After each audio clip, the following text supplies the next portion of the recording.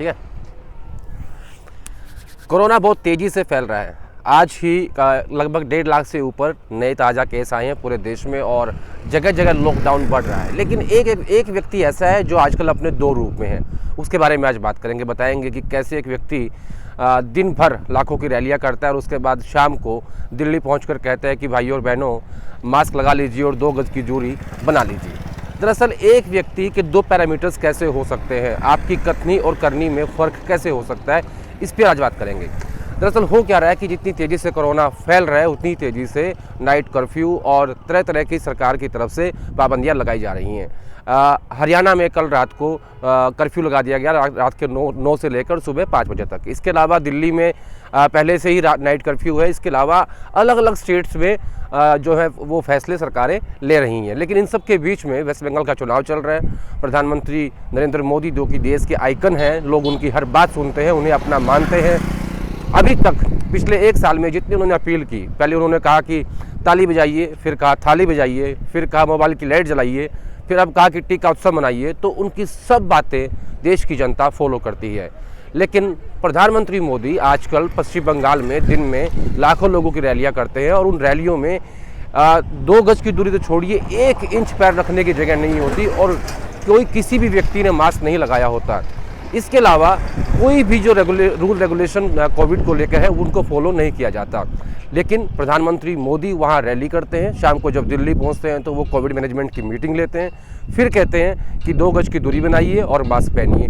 तो एक व्यक्ति 2 रोल कैसे कर सकता है, वो भी वो व्यक्ति जो इस देश में एक आइकन है, जिनकी बात इस देश की 130 करोड़ की जनता सुनती है, उन्हें अपना भगवान मानती है। तो ऐसे में जिनको आइकन को जब जनता फॉलो करेगी तो फिर क्या होगा। जिस तरीके से कोविड फैल रहा है ये अपने आप में एक आपके सामने उदाहरण है कि ये सेकंड वेव आई है, लेकिन हमारे राजनेताओं को इसमें महत्वपूर्ण रोल अदा करना है, लेकिन वो कर नहीं रहे हैं। इसके अलावा बात करते हैं गृह मंत्री अमित शाह की।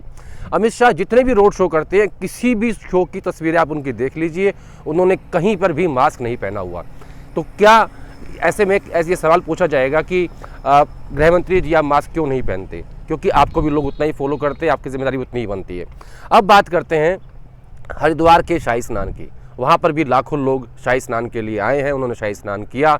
उसको जस्टिफाई करने के लिए उत्तराखंड के मुख्यमंत्री सामने आए, उन्होंने कहा कि ये तो मतलब हमारी एक कल्चर है या हमारी एक पूजा है, उसको हम आगे बढ़ा रहे हैं। तो क्या आप ये लोगों से अपील नहीं कर सकते कि अभी आप घर बैठ जाइए, अभी आप कोविड के रूल रेगुलेशन फॉलो कीजिए, अगले साल भी शाही स्नान कर सकते हैं, अगले साल भी राज्यों में चुनाव होंगे, वहाँ भी आप रैली कर सकते हैं। लेकिन ऐसा नहीं किया जा रहा है। एक व्यक्ति आजकल 2 रोल में है।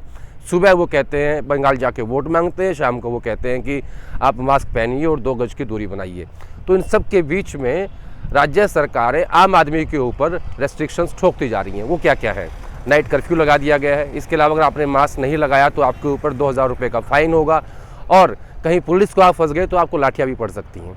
तो आम आदमी के लिए रूल रेगुलेशन है, लेकिन सरकारों के लिए, राजनेताओं के लिए कोई भी कानून क्यों नहीं है, ये अपने आप में एक बड़ा सवाल है।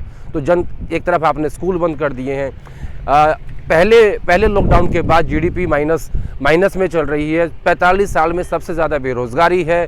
इसके अलावा कोई भी सेक्टर जो है वो ग्रोथ माइनस ग्रोथ में है और इन सब के बीच में पब्लिक के ऊपर रेस्ट्रिक्शंस और अब जिस तरीके से एक के बाद एक कर्फ्यू लग रहे हैं, एक के बाद एक रेस्ट्रिक्शंस लग रही हैं, तो उनको लेकर ये सवाल बड़ा महत्वपूर्ण है कि जब आम जनता रूल रेगुलेशन फॉलो कर सकती है और आम जनता का रोज़गार जब छीन रहा है तब वो रूल रेगुलेशन फॉलो कर सकती है। तो प्रधानमंत्री मोदी अगर पश्चिम बंगाल का चुनाव आप वहाँ कैंपेन नहीं करेंगे, आपकी पार्टी सबसे बड़ी डिजिटल पार्टी है, अगर आप वहाँ पर डिजिटल कैंपेन करते हैं, वर्चुअल रैली करते हैं जैसा आपने बिहार में किया तो क्या बिगड़ जाएगा। और अगर आप एक चुनाव हार भी गए तो क्या देश की जनता एक राज्य के चुनाव से बड़ी है?